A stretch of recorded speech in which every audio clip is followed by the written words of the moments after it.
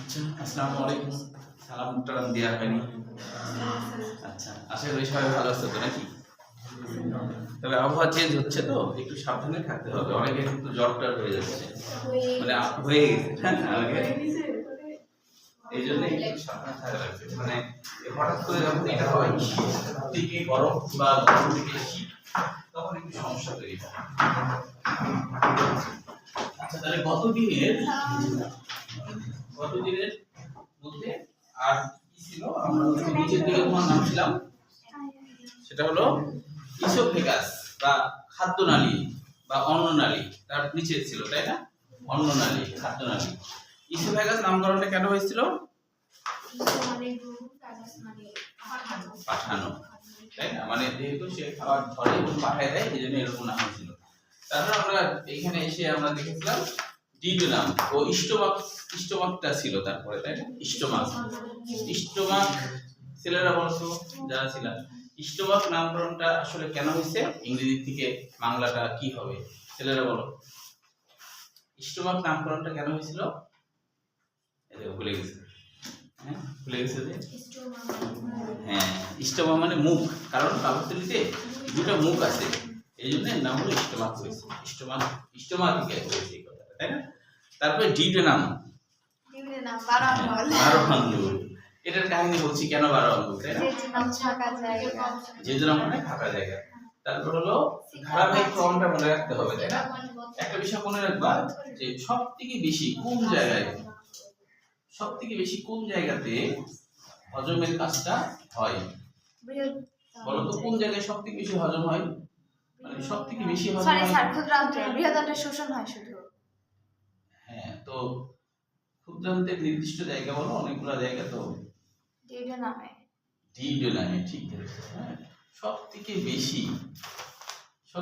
আসলে ডিডোনামে হয়। কেন হয়? কারণ দেখো, ডিডোনামে কিন্তু সাপ্লাইটা বিভিন্ন এনজাইম আসে, সাপ্লাইটা অনেক বেশি, বিভিন্ন এনজাইমের সাপ্লাই হওয়াটা অনেক বেশি না? তো যেখানে এনজাইম বেশি সাপ্লাই হয়, অগ্ন্যাশয় দিকে হচ্ছে, ডিডোনামের নিজস্ব অন্তঃপ্রাচীর থেকে হচ্ছে, তাই কি না? যকৃত থেকে বিভিন্ন ধরনের আয়ন আসছে, লবণ জাতীয় আয়ন আসছে, এটাকে অ্যাসিডিক ফর্মটাকে একটু ক্ষারীয় করতে। তো এই জায়গাটায় এটা এমন একটা রাস্তার মোড়, এখান থেকে আরো দুইটা রাস্তা এসে এখানে যুক্ত হয়েছে। তো এই জায়গায় মনে রাখতে হবে সবথেকে বেশি হজম বা পরিপাকের কাজটা সবথেকে বেশি হয়। কোথায় সবথেকে বেশি হজমের কাজ হয়? ডিউডেনামে। এখন পরীক্ষা যদি এইভাবে আসে, শিক্ষক ক্লাসে পরিপাকতন্ত্রের এমন একটি অংশ নিয়ে আলোচনা করলেন যে অংশটাই সবথেকে বেশি পরিপাক হয়, তাহলে ধরে নিতে হবে সেটা কি? ডিউডেনাম। বুঝা গেল কি? তাহলে হচ্ছে কেন সেটা বুঝলাম, এর সাপ্লাই কানেকশনটা অনেক বেশি, তাই না? সেই জন্য কারণ অগ্ন্যাশয় থেকে অগ্ন্যাশয় যকৃত থেকে বৃত্তনালী। হ্যাঁ, যেমন ধরো যে চট্টগ্রাম অঞ্চলে অনেক ইন্ডাস্ট্রি, অনেক কিছু আছে, কারণ এখানে অন্যান্য দেশের সাথে কানেকশন সাপ্লাই খুব সহজে হয়। কিন্তু রাজশাহীতে ওরকম ইন্ডাস্ট্রি বা এরকম কিছু নাই। রাজশাহীর কানেকশনের ব্যাপারটা সমস্যা। নদী পথে কোনো জাহাজ আমদানি রপ্তানি, মানে বহির্বিশ্বের সাথে রাজশাহীর কানেকশনটা ওইভাবে নাই। তো এই জন্য কিন্তু রাজশাহীতে কিন্তু এটা নাই, তাই না? তো সেরকম ডিডোনামের পরে তারপরে কমে আসবে ডিডোনামের পরে কি জেজুনাম। ওই যে বলছিলাম ডিজি মহাদয় বলে না যে বাংলাদেশে নাকি কতজন একদিনে 34 জন না কতজন ডিজিকে ওএসডি করছে। হ্যাঁ, ডিজি একটা বড় পোস্ট, তাই না? জেনারেল ডিভিশনাল ল কি যেন নাম বলে, এটা ফুল জানি না। যাই হোক, এই ডিজি মনে রাখলে মনে থাকবে ডিডোনামের পরে জেজুনাম। জেজুনাম মানে কি? খালি জায়গা। কেন এরকম নাম, এটা তো গতদিন বলছি, তোমরা ইউটিউবে একটু দেখে নেবা। হ্যাঁ, কেন ব্যাখ্যা করা আছে। তাহলে এই জায়গাটায় তাহলে একটু তুলনামূলকভাবে কম পরিপাক হবে না? তুলনামূলকভাবে কম পরিপাক হবে। এখান থেকে একটু একটু করে শ্বসনের কাজটা শুরু হবে। হজম প্রায় শেষের দিকে, মানে শোষণ মানে কি? আত্তীকরণ, মানে ভিতরের দিকে নিয়ে নেওয়ার কাজ, রক্তে মিশে যাওয়ার কাজ, যে জন্য তুলনামূলকভাবে বেশি হবে। এই ডিডোনামের তুলনায় সব থেকে বেশি শ্বসনের কাজটা হবে ইলিয়াম। ইলিয়াম মানে কি বলেছিলাম? কোমর। এটা কিন্তু অবশ্যই বলেছি যে পরীক্ষায় কিন্তু আসে, তাই না? ইলিয়াম, এই যে এরকম বানান। হ্যাঁ, এই ই দেখে বুঝতে হবে ই মানে ইট, মানে খাওয়া দাওয়া রিলেটেড। তার মানে এটা পরিপাকতন্ত্রের ইলিয়াম। আর একটা ইলিয়াম কি ছিল? ইলিয়াম মানে হ্যাঁ, সেখানে আই আছে, আই, তাই না? ঠিক কি না? তাহলে হলো এটা মানে তো বলেইছি গতদিন, তাই কি না? তাহলে দুটার মধ্যে পার্থক্য আছে। এইটা দেখে দেখে চিনতে হবে। দেখে চিনতে হবে কি ইট মানে খাওয়া দাওয়া পরিপাক তন্ত্রের ব্যবস্থা, মানে এটা পরিপাক তন্ত্রের অংশ, এইভাবে চিনতে হবে, তাই না? আচ্ছা, তাহলে এটা তো তাহলে এটার বিপরীত এটা মনে রাখবা। তাহলে এই যে ইলিয়াম এই অংশে শ্বসন সবথেকে বেশি ঘটবে। বৃহদান্ত্রে সবথেকে বেশি শ্বসন ঘটবে তা কিন্তু না, ইলিয়ামে সবথেকে বেশি শ্বসন ঘটবে। বুঝতে গেল কি? বৃহদান্ত্রে কিছু ভিটামিন লবণ টবণ এই জাতীয় জিনিস কিছু অতিরিক্ত পানি হলে সেগুলো শোষণ হয়। কারণ সব থেকে বেশি বৃহদান্ত্রের কাজ কি? বৃহদান্ত্রের কাজ হলো বজ্র পদার্থগুলো ফেলে দেওয়ার কাজ। ওখানে তেমন আর পুষ্টি উপাদান খুব বেশি থাকেও না, ওই জন্য ওখান থেকে শোষণ হয় না। ওখানে কাজ হলো যে বের করে দিতে হবে। এবং মনে রাখতে হবে ইলিয়াম অংশ বা ডিউডিনাম পর্যন্ত, ইলিয়াম পর্যন্ত এইসব জায়গায় কিন্তু মিউকাস খুবই সামান্য থাকে, খুব অল্প থাকে। বুঝতে পেরেছো? বুঝলি? মিউকাস ডিউডিনাম থেকে ডিউডিনাম থেকে ইলিয়াম পর্যন্ত এই জায়গায় মিউকাস খুবই অল্প পরিমাণ থাকে। মিউকাস বেশি থাকলে শোষণে ঝামেলা হয়। বুঝতে পারছো? কিন্তু বৃহদান্তে পাকস্থলী তো আছে, বৃহদান্তে সব থেকে বেশি মিউকাস থাকতে হয়। কারণ বজ্র পদার্থগুলা মানে গহেশ্য যেগুলা ওগুলাকে পাঠাতে হবে, তো পিস্টা না হলে সমস্যা না। তারপরে বেশি থাকে রেকটাম বা মলাশয়ে অনেক বেশি, কারণ তাছাড়া তো ঝামেলা, তাই না? ওই কারণে মনে রাখতে হবে বৃহদান্তে কিন্তু শ্বসনের কাজটা খুবই কম, ওখানে বের করে দেওয়ার কাজ। হ্যাঁ, আচ্ছা, তাহলে আমরা এইখানে আসছিলাম সিকাম। সিকাম মানে কি গতদিন একটু বুঝতে আচ্ছা, অ্যাপেন্ডিক্স মানে অতিরিক্ত অংশ। অ্যাপেন্ডিক্স মানে অতিরিক্ত অংশ, এর বাংলা অর্থ অতিরিক্ত অংশ। অ্যাপেন্ডিক্স এর বাংলা অর্থ অতিরিক্ত অংশ। এখানে কি স্যার হচ্ছে মানে এইসব ইয়ের ওই রক্ত টক্ত এসে পুষ্টুচকে জমা হয় নাকি? পুষ, হ্যাঁ, অ্যাপেন্ডিক্সে ওখানে যদি ব্যাকটেরিয়া যদি হ্যাঁ, ওটা হচ্ছে যে যদি ইনফেকশন হয়, অনেক সময় খাবার টাবার এর মধ্যে যদি ঢুকে যায়, হ্যাঁ, খাবার যদি ঢুকে যায়, হ্যাঁ, খাবার ঢুকে গেলে তখন এখানে ব্যাকটেরিয়া খুব বেশি কাজ নাই। এখন পর্যন্ত বৈজ্ঞানিকরা কোনো কাজ খুঁজে পায়নি আর কি। হ্যাঁ, তবে ধারণা করে কিছু কিছু বৈজ্ঞানিকদের ধারণা যে অতীতে যখন মানুষ কাঁচা মাংস খেত, এটা কিন্তু ধারণা, এটা কোনো প্রমাণিত সত্য কিছু না, যে তখন হচ্ছে মানুষ কাঁচা মাংস খেত, যখন ওই সময় কাঁচা মাংস হজম করার জন্য অ্যাপেন্ডিক্স থেকে এনজাইম ক্ষরণ হতো, কিন্তু হলো যখন খাওয়া বাদ দিয়ে দিয়েছে তখন হলো এটা অটোমেটিকলি ঘুমিয়ে গেছে। এখন যেহেতু আর কেউ খায় না, এই জন্য এটা ঘুমিয়ে গেছে। বুঝতে পারলো কি? এটা ধারণা করা হয়। তাহলে এটা তো বলেছি। এবার হচ্ছে আমরা এই যে এটা হলো ঊর্ধ্বমুখী কোলন, তাই না? এটা হলো অনুপস্থ কোলন, এটা নিম্নমুখী কোলন, কোলনের এই যে ভাগগুলো, তাই না? আচ্ছা, এখন কথা হলো কোলনের বাংলা কি? কোলনের বাংলা কিন্তু চওড়া রাস্তা। কোলনের বাংলা অর্থ চওড়া রাস্তা। আমরা বৃহদন্ত বলি কেন? কারণ ক্ষুদ্রান্তের তুলনায়, তাই না? ক্ষুদ্রান্তের তুলনায় ব্যাসের দিক থেকে বৃহৎ না? হ্যাঁ, কিন্তু আসলে তো বেশি লম্বা না, ওই লম্বা হিসেবে ধরেনি, চওড়া হিসেবে ধরেছে। চওড়া হিসেবে এটা বৃহৎ, চওড়া হিসেবে এটা বৃহৎ। কোলন মানে চওড়া রাস্তা। আসলে কোলনের বাংলা অর্থ চওড়া রাস্তা, বাংলায় আমরা বৃহদান্ত বলি। হ্যাঁ, অন্ত্র মানে তো জানি নারীগুলি, অন্ত্র মানে নারীগুলি। তাহলে কি বৃহৎ নারীগুলি, চওড়ায় বড় মোটা, এই অর্থে বৃহৎ। এটা কিন্তু লম্বার কারণে এটাকে বলা হয়নি যে বৃহদান্ত, চওড়ার দিক থেকে বড়। বুঝতে পেরেছো? এই জন্য এরকম নাম। হ্যাঁ, আচ্ছা, তাহলে এখন হচ্ছে যে এই বৃহদান্ত কাজ কিন্তু আসলে যে ডাস্টবিন হিসেবে কাজ করা, মানে মলগুলাকে ধরে রাখার কাজটাই মূলত করে। কারণ যদি এইটা না থাকতো, যদি মনে করো বৃহদান্ত না থাকতো, ডাইরেক্ট যদি ক্ষুদ্রান্ত রেকটামের সাথে কানেকশন থাকতো, রেকটামের মধ্যে বা মলাশয়ের মধ্যে এত স্নায়ু প্রান্ত আছে যে একটুখানি গয়েশ আসা মাত্রই দেখা যাবে কি হবে, যে এটার হলো সংকোচন প্রসারণ হয় খুব রেকটামে। হ্যাঁ, স্নায়ুগুলো খুবই উত্তেজিত হয়ে যায়, সংকোচন প্রসারণ হয়, তখন আমরা বুঝতে পারি যে আমাদের ছোট রুমে যাওয়া লাগবে। বুঝতে পারছো? তাই না? তো এখন যেটা হয় সেটা হলো যে এই বৃহদান্তের এই জায়গাটাতে পর্যন্ত যখন মলগুলো এসে অনেক জমা হয়, সারাদিনে জমা হয়, জমা হয়ে যখন আমরা আসলে যে এইখান থেকে যখন এদের সংকোচন প্রসারণে যেই মাত্র এখানে চলে আসে, একবারে কিন্তু অনেকটা চলে আসে, যখন এখানে চাপ সৃষ্টি হয়, এই সবগুলার সংকোচন প্রসারণ চাপ সৃষ্টি হয়, তখন এইখানে চলে আসে। এইখানে আসলে ইয়ে হয়, মানে কি সংকোচন প্রসারণ হয়। তবে এই জায়গায় থাকতে এই সিগময়েড কোলন, সিগময়েড কোলনের বাংলা হলো সিগমার মতো। সিগমা মানে যেরকম ছয়ের মতো দেখতে আছে না একটা, সিগমার মতো মানে ছয়ের মতো কিছুটা দেখতে, এটা দেখতে সিগমার মতো। হ্যাঁ, তো এই জন্য এর নাম হলো সিগময়েড কোলন। এই সিগময়েড কোলনের কাছাকাছি জায়গাতে যখন বল জমা হয় তখনই আমাদের কিন্তু ল্যাকটিন চেপে যায়, মানে আমাদের তখনই আমাদের ছোট রুমে যাওয়ার অনুভব হয়। কিন্তু যখন তুমি নিয়ত করে ফেলো আমি ছোট রুমে যাব এবং আমি হাগু করব, সেই মাত্রই একবারে সাথে সাথে এই রেকটামের মধ্যে চলে আসে।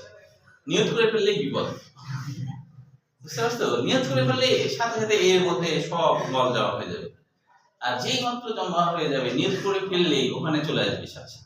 মানে আমাদের আছে, মানে আমাদের শরীর আল্লাহ এভাবে বানাইছে যে তুমি হয়তো এমন পরিস্থিতিতে আসো, তুমি যখন বুঝতে পারছো যে আশপাশে কোনো ওয়াশরুম নাই, আমি করতেও পারবো না, ওই সময় কিন্তু তুমি নিয়ত করবে না, কাজে রেকটামে কিন্তু তখনও আসবে না, একটু চাপবে। কিন্তু তুমি যখন বাথরুমের কাছাকাছি চলে আসছো তখন ব্রেন বুঝছে যে এবার তো করবে, চোখ দিয়ে দেখছে না, তখন এই খ্যাট করে এখানে পাঠিয়ে দিবে, এইবার খুব জোরে চাপবে, বুঝতে পারছো? কারণ ওই এরকম করতে থাকবে, সংকোচন প্রসারণ এরকম জোরে করবে। তখন তোমার হচ্ছে যে না করে আর উপায় নাই, নিয়ত করে ফেললে না করে আর উপায় নাই, বুঝতে পারছো? নিয়ত করলে ব্রেন বেশি করে করবে, প্রস্রাবের ক্ষেত্রে তাই নিয়ত করলে এরকম। আচ্ছা, এখন সিগময়েড কোলন হলো সর্বশেষ রেকটাম মানে মলাশয়। যেমন জলের আশ্রয় কি হবে?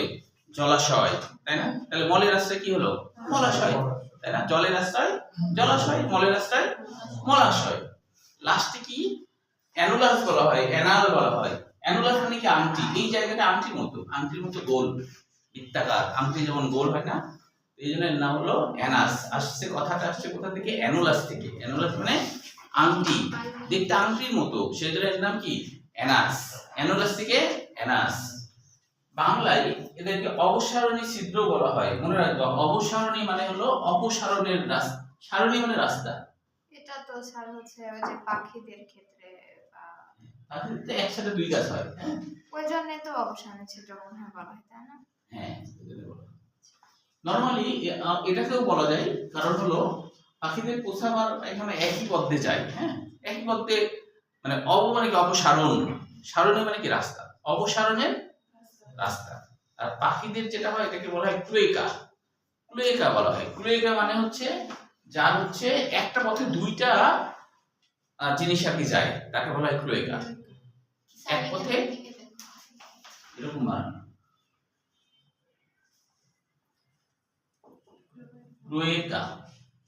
ক্লোয়েকা মানে হলো যার এক পথে দুইটা বজ্র পদার্থ নিষ্কাশন হয়, তাকে বলা হয় ক্লোয়েকা। এক পথে দুইটা বজ্র পদার্থ, তখন তার নাম হয় ক্লোয়েকা। হ্যাঁ, তাহলে অপসারণের রাস্তা এই হলো ব্যাপার। এবার আমরা তাহলে বৈরাশিক পরিপাক তন্ত্র সম্পর্কে আমরা ধারণা পেলাম কোনটা কি। এখন যদি পরীক্ষায় আসে তাহলে তোমরা বলতে পারবে যে এই জায়গা মানে কোন জায়গা, তাই না? এটা কিন্তু মুখস্থ রাখতে হবে কোনটা কোন জায়গা। জায়গা ভুলে গেলে তখন কিন্তু উত্তর করা মুশকিল হয়ে যাবে, জায়গা ভোলা যাবে না। এবার আমরা একটু প্রথম দিকে আসি। প্রথমেই হলো পরিপাকের সংজ্ঞা আমরা আলোচনা করছি, যান্ত্রিক পরিপাক সেটাও আলোচনা হয়েছে। যান্ত্রিক পরিপাক, রাসায়নিক পরিপাক মানে যখন হলো কেমিক্যালের সাথে বিক্রিয়া করে তখন তো রাসায়নিক পরিপাক, এগুলো আলোচনা হয়েছে। এইখানে কিছু এমসিকিউ আছে এই চার্টের মধ্যে, এই যে এই চার্টের মধ্যে কিছু এমসিকিউ আছে। যেমন ধরো যে আমাদের যে গলবিল, হ্যাঁ, আমাদের এই গলবিল এটা হচ্ছে 12.5 সেন্টিমিটার আমাদের গলবিল। এটাও একটু পাশাপাশি মনে রাখতে পারো, আমাদের গলবিল যেই পরিমাণ আবার আমাদের ডিউডিনামও কিন্তু সেই পরিমাণ, খালি এটা ইউর মতো পেঁচায় থাকে তাই, মানে পেঁচায় তো না একটু বাঘ নিয়ে থাকে তাই, একই সাইজ দুইটার। খাদ্যনালী কতটুকু, পাকস্থলী কতটুকু, এগুলো মনে রাখবো। ক্ষুদ্রান্ত কত, হ্যাঁ বই নাই, অন্য বই আছে। বৃহদান্ত কত মিটার, এই মানে কোনটা কতটুকু, এগুলো একটু মনে রাখবো এমসিকিউর জন্য।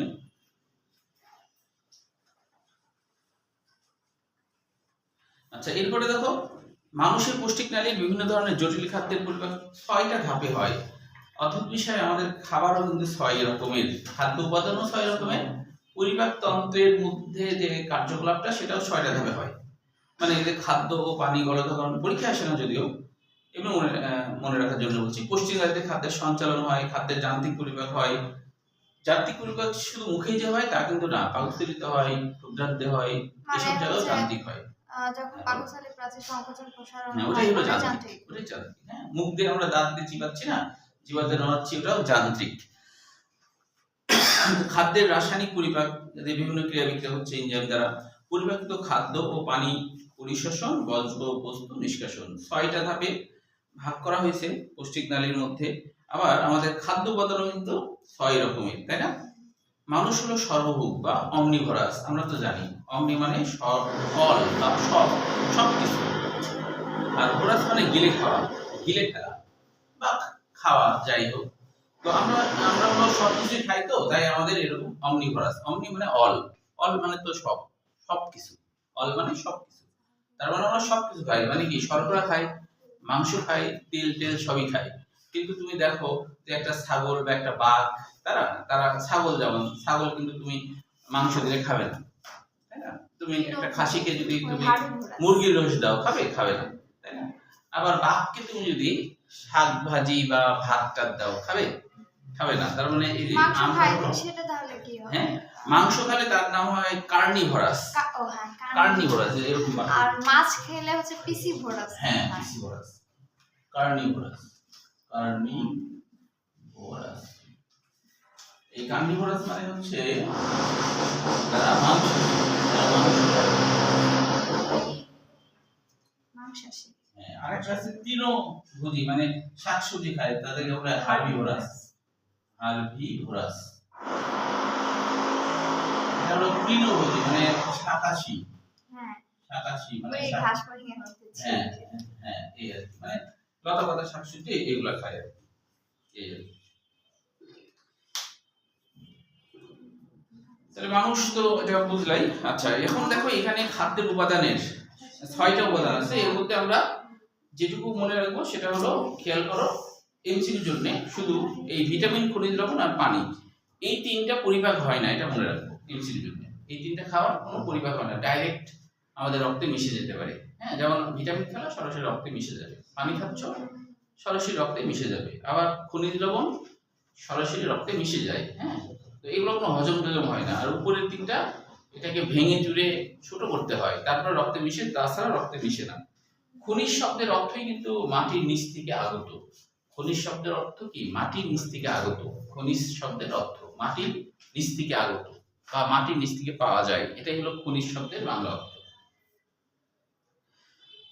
এবার দেখো খাদ্যের উপাদান, এগুলো যদি ওই সামনেও আছে, কিন্তু এখান থেকেও এমসিকিউর জন্য পড়বা, একটা এমসিকিউর জন্য, যে শর্করা জাতীয় খাবার কি কি, এই যে ভাত, রুটি, চিনি, শাকসবজি ইত্যাদি। কিন্তু এনজাইমগুলো খুবই গুরুত্বপূর্ণ, এনজাইমগুলো প্রধান এনজাইম, এগুলাকে হজম করতে কোন এনজাইম কাজে লাগে? সব এক হয়ে যাবে না, আবার যখন পরিপাক হয়ে যাবে সব কোথায় কি গেল বোঝা যাবে।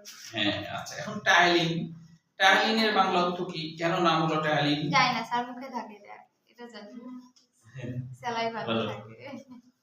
কেন নাম হলো টায়ালিন বলো তো? অনুমান করে বলা যাবে? অনুমান করে। টায়ালিন, টায়ারের জন্য যে বলো, অপশন মনে হচ্ছে পারবে, বলো, পারবা? লালা রস, ইয়াসিন পারবা? লালা এটা সাহায্য পারবে? টায়া কথাটার অর্থ হলো থুতু বা লালা। হ্যাঁ, কি কথা? হ্যাঁ, না, লালা থুতু এক স্যার। হ্যাঁ, এক লালা থুতু একসাথে মিশিয়ে দিয়ে থাকে, এই কারণে। হ্যাঁ, তাহলে টায়া মানে হলো থুতু বা লালা, এখান থেকে টাইলিন কথাটা আসছে। হ্যাঁ, আচ্ছা, অ্যামাইলেজ কথাটা আসছে অ্যামাইলাম থেকে, অ্যামাইলাম মানে শর্করা, এইভাবে আসছে। হ্যাঁ, মল্টেজ, এস থাকলেও এনজাইম হয়। মল্টেজ মানে কি? মিষ্টি বোঝায়। সুক্রোজ তো জানোই, চিনি। আচ্ছা, তাহলে হচ্ছে এটার সরল উপাদান গ্লুকোজ। আর প্রোটিন বলেই তো এর নাম হয়েছে প্রোটিওলাইটিক। মানে কি? লাইটিক মানে কি? বিগলন করা, ভেঙে ফেলা, তাই না? তাহলে প্রোটিন ভেঙে ফেলে, তাই প্রোটিওলাইটিক। তারপর হচ্ছে অ্যামাইনো অ্যাসিডে পরিণত করে, স্নেহ জাতীয় পদার্থ, এগুলো সব সামনে পড়বো। হ্যাঁ, স্যার এখানে পড়লে এরকম হচ্ছে, ওইদিকে যে পড়তে লাগলে উল্টাপাল্টা হয়ে যাবে। তাহলে ওইদিকেই পড়ো, সামনে যায় পড়বো। অনেকগুলো এনজাইম আছে, এই কয়েকটা শুধু নাই। মোট 28টা এনজাইম আছে, বুঝছো? মোট 28টা। আসলে তো বলতে 30টা। হ্যাঁ, মোট প্রধানত 28টা আছে, আরো 4টা আছে।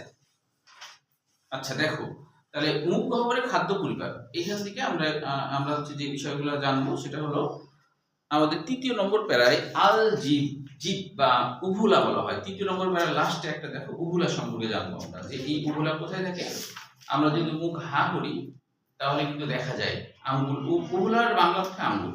উভুলার বাংলা অর্থ কি? আঙ্গুল। মানে মুখ হা করলে দেখবা জিহ্বার গোড়াতে একটা ঝুলে, এরকম ঝুলে, দেখছো না? না দেখলে আজকে রাত্রে দেখবা, আয়নাতে তাকালে দেখবা মুখ হা করলে আঙ্গুল, দেখতে আঙ্গুলের মতো, তাই এর বাংলা অর্থ আঙ্গুল। না, বোবার ক্ষেত্রে আলজিবা ছাড়াও ষড়যন্ত্রের সমস্যা হতে পারে, আবার আলজিবাতেও সমস্যা হতে পারে। নির্দিষ্ট মানে যে আলজিবাই সমস্যা তা না, আলজিবা না থাকলেও সমস্যা, আবার ভোকাল কর্ডে সমস্যা থাকে, ভোকাল কর্ড না থাকলে। পশু পাখিরা অ্যাকচুয়ালি ওই অর্থে বোবাই, হ্যাঁ, যদি ওরা নিজেরা নিজেদের কথা বুঝতে পারে না, ওরা নিজেরা নিজেদের কথা ওরা বুঝতে পারে, নিজেদের ভাবভঙ্গিগুলো ওরা বুঝতে পারে, হ্যাঁ, ওদের ওই ক্ষমতাটা আছে, ওরা বুঝতে পারে, আমরা পারি না, কিন্তু ওরা পারে আর কি। আচ্ছা, তাহলে হলো উভুলা মানে আঙ্গুল, দেখতে আঙ্গুলের মতো। তাহলে এটা আমাদের কোথায় থাকে? এটা আমরা হ্যাঁ আমাদের কোমলতালুর প্রান্তভাগে বা মুখ গহ্বরে থাকে বললেও হবে। আচ্ছা, এরপরে বলছে, এর পরের প্যারায় দেখো আমাদের যে 7 কুড়িগুলো আছে, হ্যাঁ, কুড়ি মানে কি? কুড়ি মানে হলো উঁচু অংশ, যেমন আমরা বলি না মুকুল, ছোট্ট একটু মুকুল বের হলো, ওই কুড়ি মানে হলো ওইটাই মুকুল বা উঁচু অংশ।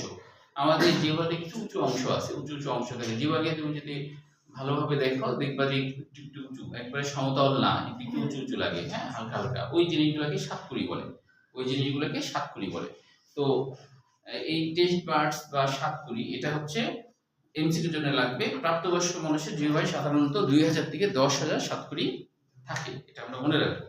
তারপরে জিহ্বাতে মোট 5টা জায়গা আছে, যে যেমন দেখো ছবির দিকে তাকাও, পরীক্ষায় ছবি আঁকতে হবে না, এমনি মনে রাখার জন্য, যে একবারে আগাতে থাকে কি মিষ্টতা, এখানে কিছু স্নায়ু প্রান্ত থাকে, যারা যখনই লালার সাথে মিশে যায় তখন ওখানকার স্নায়ু যেখানে মিষ্টি অনুভূতি গ্রহণ করবে, ওই স্নায়ুতে মিষ্টির ঝোলটা পড়লেই ব্রেনে চলে যায় এবং আমরা তখন বুঝি এটা মিষ্টি খাচ্ছি, এরকম। তারপরে আবার দেখো লবণাক্ততা, তারপরে পার্শ্ব দিকে আছে লবণাক্ততা, ওখানকার স্নায়ুগুলো এটা করে, লালার সাথে মিশে যখন ওখানে চলে যায় লবণগুলা, তখন ব্রেনে খবর যায় যে এটা মিষ্টতা। তারপরে দেখো মিডিল পয়েন্টে সুস্বাদু, সুস্বাদু বলতে এটা মাংস জাতীয় খাবারের টেস্ট অনুভূতি পায়, সুস্বাদু হলো মাংস জাতীয় খাবার। অ্যাকচুয়ালি মাংস জাতীয় খাবার ম্যাক্সিমাম মানুষের কাছে মাংস জাতীয় খাবারই কিন্তু বেশি সুস্বাদু, তাই না? ব্যতিক্রম থাকতে পারে, কিন্তু বেশিরভাগ মানুষের, তাই না? তুমি যে কোনো দাওয়াতের অনুষ্ঠানে গেলে তোমাকে শাক ভাজি দিবে বা তরকারি দিবে, মাংসই দিবে ম্যাক্সিমাম, তাই না? এরকম আর কি। তাহলে হচ্ছে যে এই সুস্বাদু বা মাংসাশী, হ্যাঁ, এটাকে আরেকটা নাম আছে উমামি বলা হয়, এটা মনে রাখো, অন্য বই আছে, উমামি বলা হয়, সুস্বাদুকে বলা হয় উমামি। উমামি মানে মাংসের প্রতি সিনথেটিক, মাংসের প্রতি সেন্সরি কাজ করে, মানে মাংস খাবার যদি এখানে আসে তাহলে এটা স্বাদটা বেড়ে যায়, এটাকে উমামি বলা হয়। আর ওই স্থানটাকে উমামি বলা হয়। শুধু মাংস না, মাছ মাংস দুটাই অনুভূতি নিয়ে যায় ব্রেনে, এটাকে উমামি বলা হয়। তারপরে গোড়ার পার্শ্ব দিকে অম্লতা, আর লাস্টে আছে তিক্ততা। তাহলে এটা আমরা এই শব্দের মাধ্যমে মনে রাখতে পারি, সেটা হলো মিল অতি সব। তাহলে দেখো মিষ্টতা, লবণাক্ততা, তারপরে হলো অম্লতা, তিক্ততা, সব হলো সুস্বাদু। মিল অতি সব, হ্যাঁ, অবস্থানগুলো মনে রাখতে হবে। তাহলে এটা ধারাবাহিকভাবে মিলছে, কিন্তু দেখো এটা মিলিলে, তাছাড়া দেখো মিল অতি, মিষ্টতা, লবণাক্ততা, হ্যাঁ, তাই না, অম্লতা, তিক্ততা, মিল অতি, এটা মনে রাখলে মনে থাকবে। সুস্বাদুটা এটা মনে রাখবা, এটা হলো উমামি। যদি পরীক্ষা আসে উমামিটা বুঝতে হবে, এই জায়গাটা মিডিল পয়েন্ট যেখানে মাছ মাংসের স্বাদ গ্রহণ করে, এটা আপনি এমসিকিউ যদি মনে রাখতে হবে। এরপরে দেখো আমাদের মানুষের মুখগহ্বরের 2 পাশে 3 জোড়া লালা গ্রন্থি থাকে, যেটা আমরা গতদিন তো জানছি কিছুটা, তাই না? যে অ্যাকচুয়ালি যদি আমরা শুধু এটা দেখি, মানে তোমার হচ্ছে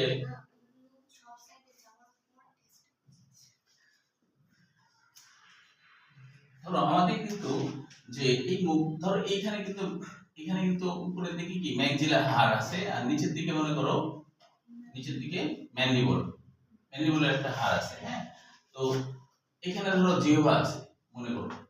তো আমাদের এইখানে যে প্যারোটিড গ্রন্থি যেটা কানের পাশে আছে, তাই না, কানের পাশে আছে একটা, আছে এখানে তো মাংসপেশি আছে নিচের দিকে জিহ্বার নিচে, এখানে একটা গ্রন্থি থাকে, আর একটা গ্রন্থি কিন্তু এইখানে থাকে, এই যে এইখানে।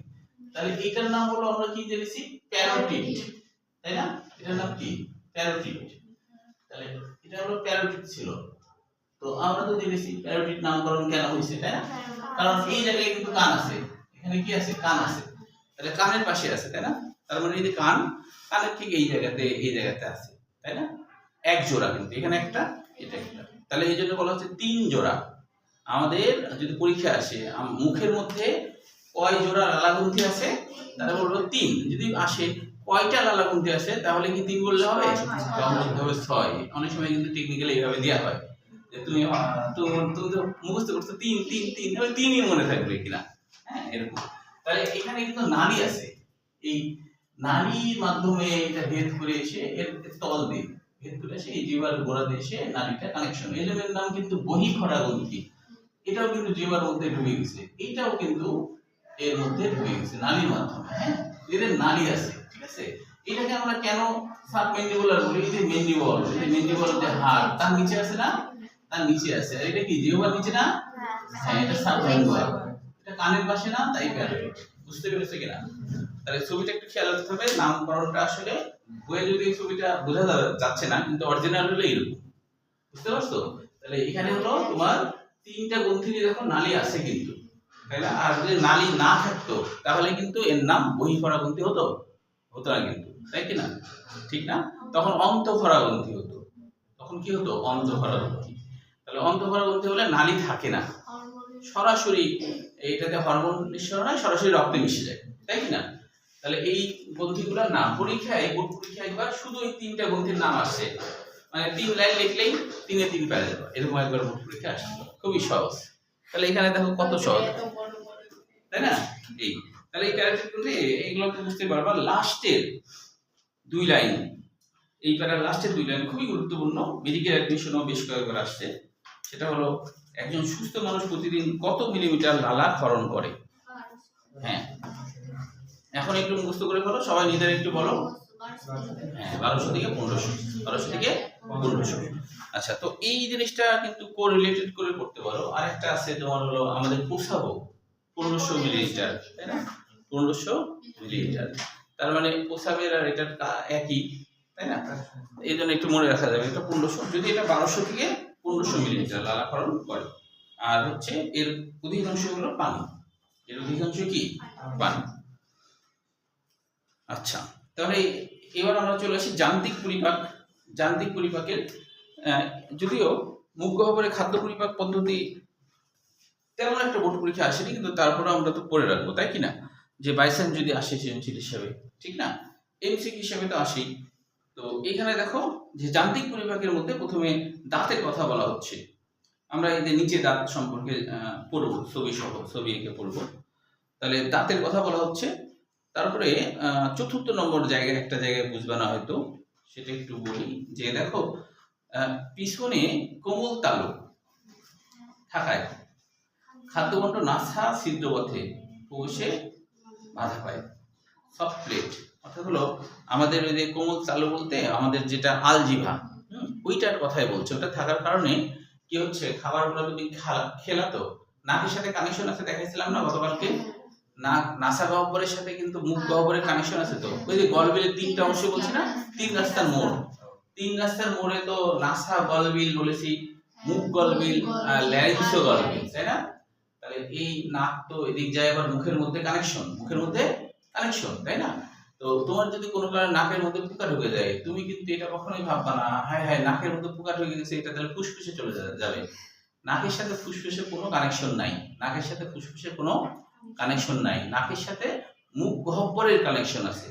এই জন্য তুমি নাক দিয়ে পানি নিয়ে মুখে আনতে পারো, মুখের পানিও নাক দিয়ে বের করতে পারো, অনেকে করে, বুঝতে পারছো, কানেকশন আছে।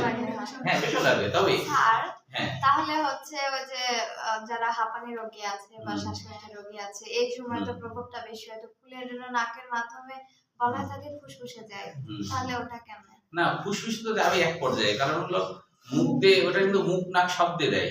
হ্যাঁ এটা কিন্তু মুখ নাক শব্দে দেয়, গ্যাস যেটা নেয় না এটা যে নাকে দেয় তা না, নাক দিয়ে যাচ্ছে মুখ দিয়ে যাচ্ছে।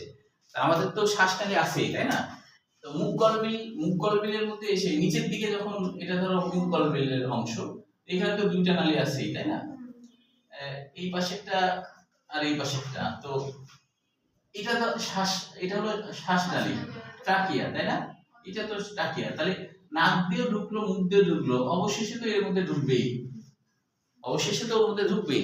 তো এখন নাক মুখ দিয়ে ছাড়া তো তুমি গলা কাটে গলার মধ্যে ঢুকাতে পারছো না, দূরে আছে এটা, শ্বাসনালী খাদ্যনালী দূরে আছে, এইখানে আছে, এইখানকে পাঠাতে গেলে নাক দিয়ে না পাঠায় মুখ দিয়ে না পাঠায় তো উপায় নাই, সেজন্য নাক মুখ একসাথে কিন্তু দেয়, এটা একটা মাস্কের মধ্যে এরকম করে থাকে না। না না আমি বলছি যে ফুলের রেণুর কথা বলছি, যে ফুলের রেণু যখন ফুসফুসে যাবে তখন হাঁপানি বেড়ে যাবে, মানে বসন্তকালের কথা বলছি। শ্বাসনালীতে চলে যায় যদি যায় তাহলে ফুসফুসে যাবে না, অত দূর পর্যন্ত যাবে না যদি কোনো কারণবশত। হ্যাঁ আমাদের এখানে এইটার স্নায়ুগুলো এতই সেনসিটিভ যে এইখানটায় এই যে তোমার এপিগ্লোটিস আছে না, কোনো কারণ খাদ্যনালী এইখানে যদি টাচ করে তাহলে বিষম শুরু হয়ে যায়, বের করে দেওয়ার চেষ্টা করে। হ্যাঁ বা এখানে তো ভকাল কর্ড আছে, ভকাল কর্ডও যদি কোনোভাবে আসে তাহলে প্রচুর পরিমাণে ইয়া হয়, কাশি হয়, ওই কাশির মাধ্যমে ঢুকে যায় খাবারটা, নিউমোনিয়া হবে। হ্যাঁ নিউমোনিয়া হবে, তো শ্বাসনালী খাবার যদি ঢুকে যায়, খাবারের মধ্যে পার্থক্য আছে। হ্যাঁ খাবারের মধ্যে পার্থক্য হলো শক্ত খাবার ঢুকে গেলে তোমার তেমন কিছুই হবে না, তুমি খালি মারা যাবে, এই আর বুঝতে পারছো, আর তেমন খাদ্য রসটা যদি ঢুকে যায় তাহলে রসটা ঢুকে গেলে কাশি হতেই থাকবে, কাশি হতেই থাকবে, ঠিক আছে, ওটা বের না করা পর্যন্ত কাশি থামবে না, এক পর্যায়ে কাশতে কাশতে তোমার বের হয়ে যাবে। অনেকের শ্বাসনালীতে খাবার যে মারা যায় এরকম ঘটনা আছে না, ওটাকে মানুষ বলে বিষ খাওয়া, তাই না, তাই কিনা? শরীর কি ব্যাপার ঘুম ধরছে নাকি? হ্যাঁ মৃত্যুর কথা আলোচনা করছি আর তুমি ইন্টারেস্টিং পড়া হচ্ছে। হ্যাঁ তো ওই আমার নিজেরই একবার হচ্ছে, তোমাদের সবার একটু বিষম লাগছে না একবার না একবার?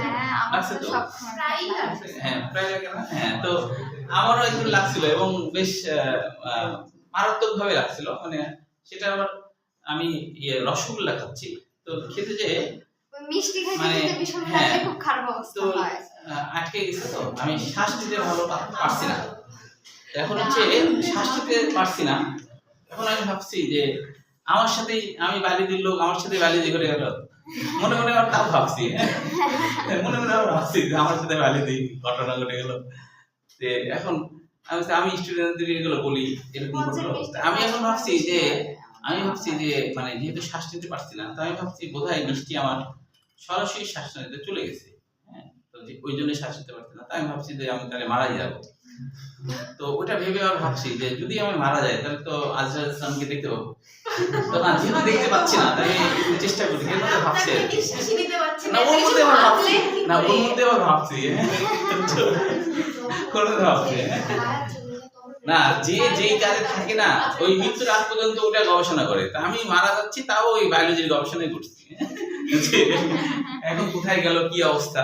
তো যাই হোক অনেক কষ্টে মানে প্রায় ৩-৪ মিনিট কাশতে কাশতে, কাশার তো দম নাই আর কি, অনেক কষ্টে পরে স্বাভাবিক হলো, তখন বুঝলাম যে আসলে ঝোল গেছিল তাই ওটা বের হয়ে যাবে। হ্যাঁ কিন্তু মিষ্টির টানা চলে গেলে তাহলে আমরা বাঁচি না, ছানা যদি বেশি হয় তাহলে সমস্যা হয়। হ্যাঁ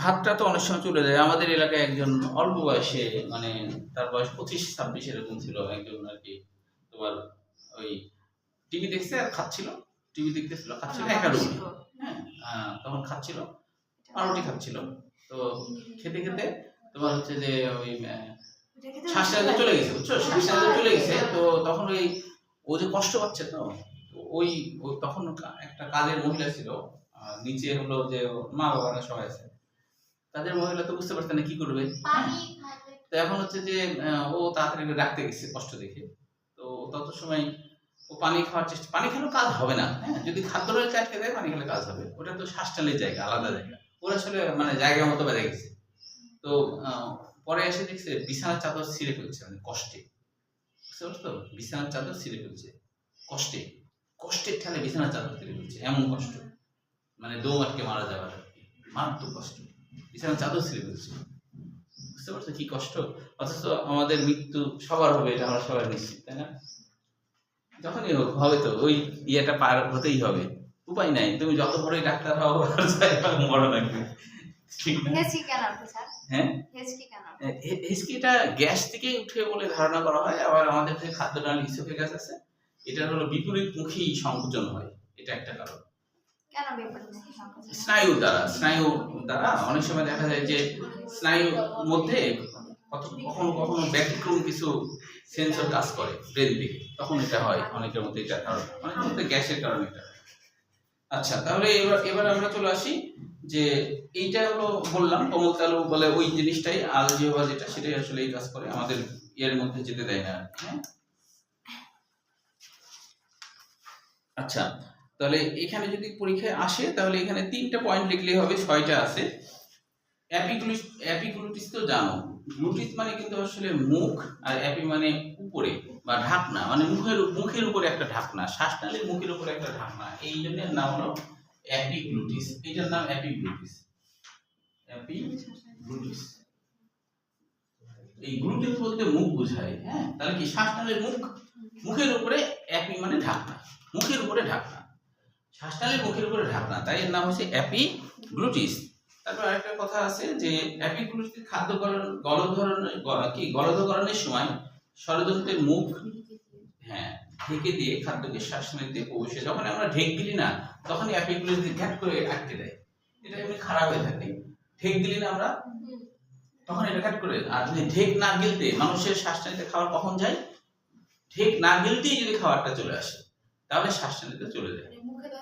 হ্যাঁ হ্যাঁ, মুখে দেওয়ার সাথে সাথে ধরো তুমি ঢেক গেল না কিন্তু একাই যদি চলে যায় তাহলে তোমার এই কাহিনী ঘটবে।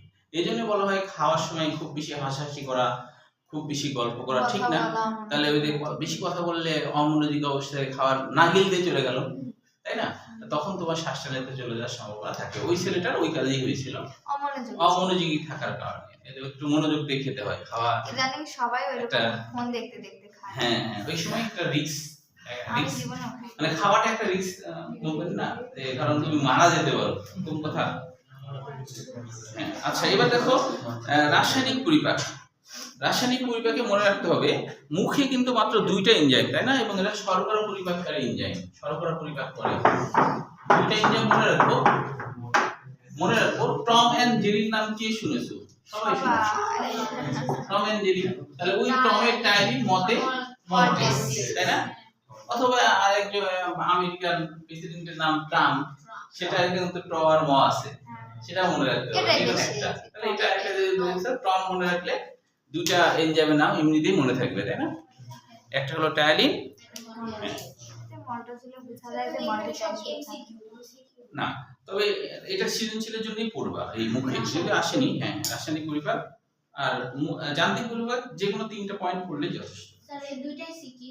হ্যাঁ, না একসাথে আসে, আসলে যান্ত্রিক পরিপাক রাসায়নিক একসাথে আসে। হ্যাঁ, আসলে তাহলে এখানে হচ্ছে যে জটিল শর্করা, আমরা যে স্টার্চ জাতীয় খাবার খাই সেটা ভেঙে মল্টোজ হয়, কিছু মল্টেস এনজাইম আবার এটাকে গ্লুকোজে পরিণত করে। আসলে এটা গ্লুকোজ যোগ গ্লুকোজ হবে, শুধু গ্লুকোজ না, গ্লুকোজ যোগ গ্লুকোজ, মানে মল্টোজে 2টা গ্লুকোজ অণু থাকে, গ্লুকোজ যোগ গ্লুকোজ এরকম হবে। টায়ালিনেরই অপর নাম অ্যামাইলেজ স্যালিভারি, তাই না? যেহেতু এটা শর্করা পরিপাক করে, হ্যাঁ, এই জন্য।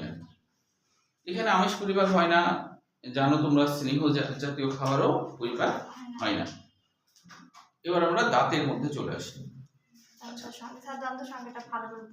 ভালো করে। আচ্ছা, ঠিক আছে, তাহলে দেখো প্রথমে আমরা একটু জানি যে আমাদের দাঁতগুলা আছে হচ্ছে চোয়ালে, ঊর্ধ্ব এবং নিম্ন চোয়ালে অ্যালভিওলাই নামক গর্ত।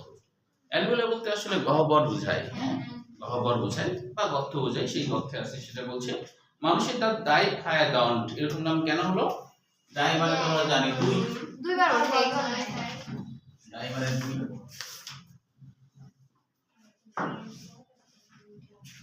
ফাই মানে বৃদ্ধি, ফাই মানে কি? বৃদ্ধি, ফাই মানে বৃদ্ধি। আর অডন্ট মানে দাঁত, অডন্ট মানে দাঁত, মানে আমাদের দাঁত 2বার গজায়, আমাদের দাঁত 2বার গজায় না, তাই কি না? বাংলাটা লিখে রাখা ভালো, তাহলে তোমার মনে থাকবে যে বিষয়টা আসলে কি। হ্যাঁ, কেন নাম হলো ডাইফায়াডন্ট। হ্যাঁ, বাংলাটা লিখে রাখলে পরে তোমার মনে থাকবে যে কেন নাম হয়েছে ডায়াফায়াডন্ট। ডাইফায়াডন্ট নামকরণ কেন হলো, তাই না? দুইবার বোঝায় কিনা, এই যে একবার হ্যাঁ জন্মের পরে আবার এটা করে দেয়। হ্যাঁ, আমাদের প্রথমে যে দাঁতটা উঠে সেটা যেহেতু ঝরে যায়, একসময় ঝরে যায়, এই জন্য আমাদের মানুষের দাঁতকে বলা হয় যে ডিসিডিয়াস দাঁত। ডিসি এই দাঁত সম্পর্কে কত কি আর লিখবে, আমার বইয়ের জায়গায় নেই। মানুষের দাঁতকে বলে ডিসিডিয়াস দাঁত, এটা অন্য বই আছে। হ্যাঁ, মানে দুবাজু গজা। হ্যাঁ, ডিসিডিয়াস মানে মনে রাখবা ঝরে পড়া দাঁত। ডিসিডিয়াস মানে কি? ঝরে পড়া দাঁত। ডিসিডিয়াস মানে ঝরে পড়া দাঁত, এটা বাংলা অর্থ। ঝরে পড়া দাঁত, ঝরে পড়া দাঁত, স্যার, ঝরে পড়া দাঁত। মানুষের দাঁতকে হেটারোডন্ট বলা হয়। হ্যাঁ, অবশ্যই হেটারোডন্ট হবে, কারণ ভিন্ন ভিন্ন ভিন্ন প্রকৃতির যে দাঁত আছে। হ্যাঁ সেজন্য হেটারোডন্ট। ভিন্ন ভিন্ন, একই রকম তো না, তাই না? ছাগল গরুদের যেমন একই রকম, আমাদের তা না, আমাদের ভিন্ন ভিন্ন। আচ্ছা, তাহলে এখন দেখো, এটা একটা জানলাম। আরেকটা পাশাপাশি জেনে রাখো যে কুমিরের দাঁতকে কিন্তু পলিফাইডন্ট বলা হয়। কুমিরের দাঁতকে বলা হয় পলিফাইডন্ট। পলিফাইডন্ট। হ্যাঁ, স্যার পলিডন্ট লিখেছি যে আমি উত্তরটা বলি। পলিফাইডন্ট। পলিফাইডন্ট। ওটাকে সংক্ষেপে পলিডন্ট বলা যায়, সমস্যা নেই। সংক্ষেপে বলে অনেকে পলিডন্ট, মানে ওই যে বহুবার। হ্যাঁ, বহুবার দাঁত হ্যাঁ, উঠে ওঠে। হ্যাঁ, মানে কুমিরদের বারবার, মানে ওরা তো শক্ত খাবার বেশি খায়, তো ওই জন্য ওদের জন্য আমরা একটু ইয়ে করছি, মানে সুবিধা রাখছে যে, তাই না? হ্যাঁ, বারবার ধরে বলে দেবে, আবার উঠবে। আবার আমাদের তো তা না, আমরা তো ওরকম অত শক্ত খাবার খাই না, কুমিররা খায়। ওই জন্য কুমিরদের জন্য আল্লাহ এই ব্যবস্থাটা রাখছে। স্যার একবার দাঁত উঠায় কারে? মানে হ্যাঁ। মনোডন্ট, এদের একবার দাঁত উঠে, হ্যাঁ। উদাহরণ কি? ওরা যারা শক্ত খাবার খায় না তাদের ক্ষেত্রে। মাছ। হ্যাঁ, মাছদের ক্ষেত্রে তাই। এরা তো শক্ত খাবার খায় না। না, ওরা তো সবজি খায়। আরে ও হচ্ছে যখন শিং দিয়ে যখন চোখা শিং আছে না? এখানে ওটা দিয়ে খুলে তুই বাঁচবি। ভয় পেয়ে আচ্ছা, এবার একটু আমরা দেখি যে ভয় পেয়ে এবার যাবে আমরা তো একটু জানি পারবে। যে আমরা তো জানি শিশুদের, তাই না? শিশুদের 6 বছর পর্যন্ত শিশুদের দাঁত হলো 20টা। এটা আমরা ওইদিকে আরো পড়বো। এবার দাঁতের প্রকারভেদটা একটু আমরা আগে ভালো করে বুঝে নিই। ছবি সহ বুঝি না, ভালো বুঝবো। ছবি সহ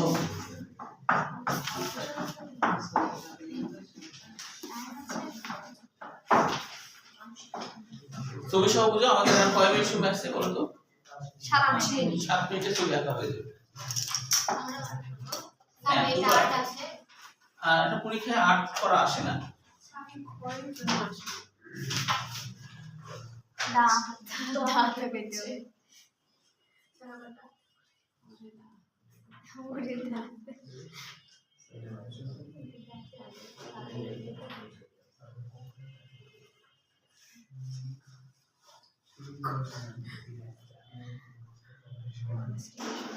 ড্রাকুলার দাঁত হলো স্যার ওইটা।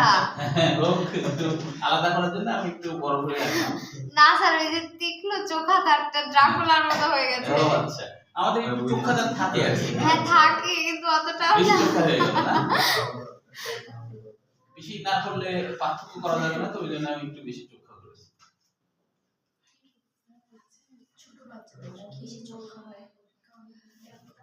ওদের দাঁতে ছোট বাচ্চাদের দাঁত বেশি চোখা হয়। আর ছোট বাচ্চারা কামড়ও দিয়ে দেয়, তাই না? হ্যাঁ।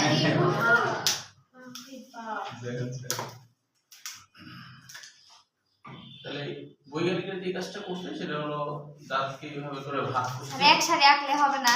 হ্যাঁ, এক সারি আঁকলে হ্যাঁ, একসাথে রাখলেই তো হবে। পরীক্ষার সময় যে দন্ত সংকেত যেটা আছে, তো এই যে অর্ধেক, উপরের দিকে অর্ধেক যদি করি, তাহলে এই ইনসিসর বা কর্তন দাঁত, ইনসিসর বা কর্তন, তাই না? তো ইনসিসরে আই দিয়ে I2 বলা হচ্ছে। আইটু কেন? I2 কেন? ইনসিসর দুইটা দিয়ে ও আচ্ছা আচ্ছা। উপরের অর্ধেক, মানে টোটাল তো 4টা, তাই না? তো অর্ধেক বৈজ্ঞানিকরা যেটা করছে, উপরে চলে অর্ধেক, নিচে চলে অর্ধেক, পরে 2 দিয়ে গুণ করলে তো আমরা অরিজিনালটা পেয়ে যাবো, তাই না? তাহলে এখানে I2 দিয়েছে। তারপরে যেটা করছে সেটা হলো ক্যানাইন, ক্যানাইন মানে কি ছেদন, তো ছেদন 1 দিয়েছে তাই না। তারপর হলো প্রিমোলার, প্রিমোলার কোন কোন বই অবশ্য এখানে যেমন হলো প্রিমোলারে শুধু P2 দিয়েছে, কোন কোন বই এরকম আছে প্রি এম প্রিমোলার এরকম দেওয়া আছে, হ্যাঁ যাই হোক একই কথা। তারপরে 3 আমি পরে আবার বুঝাচ্ছি, তোমরা না বুঝলে। একটা তো প্রিমোলার একটা মোলার। হ্যাঁ একটা প্রিমোলার আর একটা মোলার, আমি ওটাই বললাম কোন কোন বই PM2 দেওয়া আছে, হ্যাঁ এই বই নাই, এই বই শুধু আছে কি শুধু P2, এটা কি শুধু P2 আছে, শুধু P2 আছে তাই না, এটা দিলেও হবে। কোন কোন বই আছে প্রিমোলার তো ওই জন্য PM2 দেওয়া আছে, বুঝতে পেরেছো কি বিষয়টা। M3 আচ্ছা উপরের অর্ধেক নিচের অর্ধেক। এখন যদি আমরা এটাকে আমরা যদি যোগ করি তাহলে দেখো তো এটা মোট সংখ্যা 8 হয় না, তাহলে অর্ধেক তো গুণ অর্ধেক, অর্ধেক যেহেতু নিয়েছি অর্ধেক, তাহলে এখানে 2 দিয়ে গুণ দেব না, এটারও তো অর্ধেক নিয়েছি, তাহলে এখানে 8 পরে আবার বুঝাবেন 2, হ্যাঁ পরে আবার বুঝাবো, ঠিক আছে। তাহলে এখন হলো এই উপরেরটা কি হলো 16, নিচেরটাও 16, তবে এটা যেহেতু বাইলেট্রিক্যাল অঙ্ক তাই হলো উপরে নিচে দিয়ে আবার 1 হয়ে যাবে, তো পাশাপাশি লিখতে হবে তাই না, তাহলে কি হলো 32টা হলো। আমি আরেকবার বলি, তবে কেন নাম হলো ইনসেসর, কেন নাম হলো ক্যানাইন, এগুলো আমরা জানবো, হ্যাঁ এগুলো আমরা জানবো কেন এগুলো নাম হয়েছে। হ্যাঁ বলো, আবার বলছি আমি কেন করাবেন এমনিতেই তো ঘুরলে 32টা পাবেই। এ না সবার 32টা তার থাক না, তোর নাই 32টা। হ্যাঁ না আমি তো জানি 32 জানি তো হ্যাঁ। আচ্ছা শোনো, এই এখনো হয়নি আমাদের উইজডম দিয়ে যেটা একদিন হবে, হ্যাঁ অনেকের হয় না, অনেকে আবার হয়ও না, এরকম হয় মানে যাদের মুখ ছোট থাকে তাদের হয় না, যাদের মুখ ছোট থাকে তাদের হয় না। আচ্ছা দেখো আমি আরেকবার বুঝাই, একটু সবাই একটু তাকাও তাহলে বুঝতে পারবা। টোটালি আসলে আমরা যদি অর্ধেক না করি তাহলে এখানে 4টা দাঁতকে কর্তন দাঁত বলা হয় বা ইনসেসর বলা হয়। সেসর মানে কেচি, এটা কাটাকাটি করে তো তাই এরকম নাম হইছে ইনসেসর, সেসর থেকে ইনসেসর, হ্যাঁ ভিতরে আছে তাই, তাহলে এটা কেচি 4টা দাঁত আছে না। আচ্ছা তারপরে এদিকে একটা হলো ছেদন, এদিকে একটা ছেদন, তাহলে দুইটা উপরের বাটিতে 2টা পাচ্ছি আমরা তাই না। এদিকে প্রিমোলার 2টা পাচ্ছি, ওদিকেও প্রিমোলার, এইটুকু হলো প্রিমোলার মানে অগ্রপেশন, এটাও কি অগ্রপেশন, তাহলে মোট অগ্রপেশন হলো 4টা। তারপরে এখানে দেখো এখানে পেশন মানে মোলার, মোলার মানে ভারী দাঁত বা বড় দাঁত এরকম কিছু বোঝায়, মোলার মানে ভারী দাঁত বা বড় দাঁত এরকম কিছু বোঝায়, হ্যাঁ মোলার মানে। তাহলে এদিকেও তো মোলার হলো 3টা, তাহলে কিন্তু পুরো আমরা 6টা পাচ্ছি তাই না, নিচেও তো তাই পাবো, নিচে তাই পাবো না। তো বৈজ্ঞানিক দেখলো এই অর্ধেক ধরে নিলে এদিকে যে কয়টা হয় এদিকেও তো সেই কয়টাই হয়, এই অর্ধেকে যে কয়টা হয় এদিকেও তো সেই কয়টাই হয়, তাহলে তাই বৈজ্ঞানিক একটা দ্বন্দ্বের একটা সংকেত দিয়েছে, যে সেই সংকেতে উপরের পার্টটাকে গুণেছে, যে ইনসেসর কয়টা 2টা, ক্যানাইন বা ছেদক কয়টা 1টা তাই C1, প্রিমোলার কয়টা 2টা, মোলার কয়টা 3টা, তাহলে এই পাশে তো তাই, তাই এটা যোগ করলে 8 হয়, 8 কে 2 দিয়ে গুণ করেছে এই 16টা হলো তাই না। আবার নিচের দিকেও তো সেম হবে কিনা, এই যে কর্তন ইনসেসর 2টা, ছেদন 1টা, প্রিমোলার 2টা, মোলার 3টা তাই না, তাহলে এটাও তো সেম হবে, যোগ করলে 8 হয়, তাহলে এই 8 গুণন 2 16, 8 গুণন 2 16, তাহলে মোট হলো 32 তাই না। মোটামুটি 21 বছর বয়সে, তারপরে 17 বছরে হয়, হ্যাঁ 21 থেকে সর্বোচ্চ 24, এর মধ্যে আকেল দাঁত ম্যাক্সিমাম মানুষের হয়ে যায়, ব্যতিক্রম থাকে যে 2% এরকম আছে যাদের হয় না, যাদের হচ্ছে আকেল দাঁত বের হয় না, হ্যাঁ এই আর কি। তাহলে হচ্ছে এইটা বুঝলে কিনা আগে বলো, তারপর আমরা বাংলাগুলো জানবো। বাংলা বলতে ইনসিসর নামকরণ কেন হলো, সিসর মানে কেচি, সিসর মানে কি কেচি, সিসর, সিসর মানে হলো কেচি, সিসর মানে কেচি বা কাঁচি, যেহেতু এটা কাটাকাটি হয় তো তাই এরকম নামকরণ হয়েছে, হ্যাঁ। ক্যানাইন কথাটা আসছে ক্যানিস থেকে, ক্যানিস মানে কি জানো, কুত্তা বা কুকুরের দাঁত। ড্রাকুলার কিছু দেয়নি কেন, ড্রাকুলার দাঁত তো এমন হয় মানে ডগ বা কুকুরের দাঁত, ক্যানিস মানে কুকুর বা কুকুরের দাঁত, হ্যাঁ কুকুরের দাঁত যেমন চোখা থাকে না, তো আমাদের দাঁত এরকম চোখা কিছুটা, যদিও অত বড় না, অত বড় চোখা না, কিন্তু তাও তো একটু চোখা তাই না, তাহলে এই যে চোখা হওয়ার কারণে এরকম নাম হচ্ছে, হ্যাঁ। এই জন্য বলা হয় মানুষের দাঁতের গঠন এমন যে সব রকম খাবার খেতে পারবে, তাই না? মাংস খাওয়ার জন্য চোখা দাঁত দিয়েছে আল্লাহ, তাই না? ছেড়া সেরার জন্য, আবার 2 পায়ে দাঁত দিয়েছে মাংস পিষার জন্য, আবার কর্তন দাঁত সবজি খাওয়ার দাঁত। তো এই জন্য মানুষের দাঁতের গঠন এরকম যে তুমি সব খাও, কিন্তু কেউ যদি বলে যে না মাংস খাওয়া যাবে না, আরে আল্লাহ সৃষ্টি করতে মাংস খাওয়ার জন্য, ওই জন্য তো দাঁত দিয়েছে, তাই কি না? আচ্ছা, তাহলে হচ্ছে এরপরে হলো মোলার। মোলার মানে ভারী দাঁত, মোলার মানে ভারী দাঁত। এটা কিন্তু পূর্ণবয়স্ক মানুষের এই হিসাব, কিন্তু মনে রাখতে হবে একই সাথে শিশু যদি হয় যে 6-7 বছর এরকম, মোটামুটি ধরো যে 17 বছরের মধ্যে, মোটামুটি 17 বছরের মধ্যে যে ওই আক্কেল দাঁত যেটা হলো মোলার, যেটা ওইটা কিন্তু পরে হয়, 17-এর পর থেকে হয়তো।